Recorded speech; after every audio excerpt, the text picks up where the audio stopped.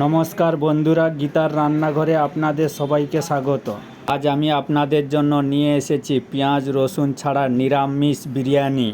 আপনারাও এই পদ্ধতিতে নিরামিষ বিরিয়ানি বানান, খেতে দুর্দান্ত হয়। এই বিরিয়ানি বানানোর প্রসেসটা অন্য বিরিয়ানির থেকে একটু আলাদা। এই নিরামিষ আলু বিরিয়ানি বানানোর জন্য একটা কড়াইতে কিছুটা তেল দিয়ে 3টে আলুকে ছিলে হাফ হাফ করে কেটে রাখা ভালো করে আমি কষিয়ে নেব।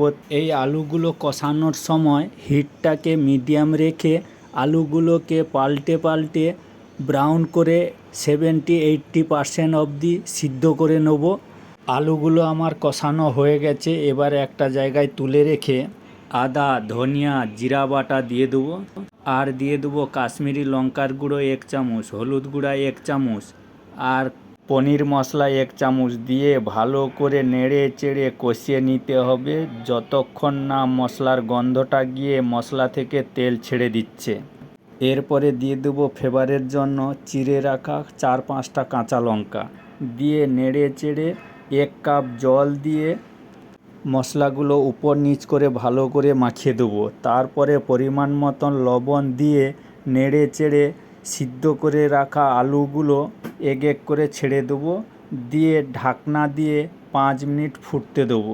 বিরিয়ানির চাল সিদ্ধ করার জন্য একটা কড়াইতে 1 গামলা জল দিয়ে তাতে 1 চামচ লবণ, এলাচ, লবঙ্গ, দারুচিনি 2-3 টুকরো, তেজপাতা দিয়ে একটা লেবু কেটে দিয়ে দেবো। তারপরে 1 চামচ ঘি দিয়ে জলটা ফুটতে শুরু করলে ধুয়ে রাখা বাসমতি চালগুলো দিয়ে দেবো। যখন বিরিয়ানির ভাতগুলো 70% সিদ্ধ হয়ে যাবে তখন চালগুলোকে ছেঁকে নিচে নামিয়ে নেব। এবার আলুগুলো 70%-এর মতন সিদ্ধ হয়ে গেছে। এবার 100 গ্রাম টক দই দিয়ে তার উপর বিরিয়ানি মশলা ছড়িয়ে দিয়ে নেড়ে চেড়ে ভালো করে কষিয়ে নেব।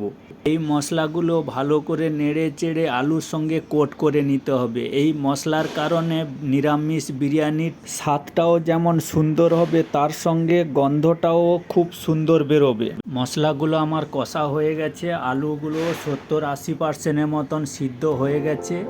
এবার ছেঁকে রাখা বিরিয়ানির ভাতগুলো উপরে ভালো করে সাজিয়ে দেবো। 2 চামচ ঘি বিরিয়ানি ভাতের উপর ভালো করে ছড়িয়ে উপর থেকে ফুড কালার দিয়ে দেবো। এবার ভেজে রাখা কাজু বাদামগুলো এক এক করে ছড়িয়ে দেবো। এবার বিরিয়ানিটা স্টিম করার জন্য কড়াইয়ের চারপাশে আটার ডো করে এইভাবে সরু সরু করে দিয়ে দেবো। এবার ঢাকনা লাগিয়ে লো হিটে 3-4 মিনিটের মতন ভালো করে স্টিম করে নিতে হবে। নিরামিষ আলুর বিরিয়ানি আমাদের এখন কমপ্লিট। রেসিপিটি ভালো লাগলে গীতার রান্নাঘর চ্যানেলটিকে সাবস্ক্রাইব করে আমাদের পাশে থাকবেন।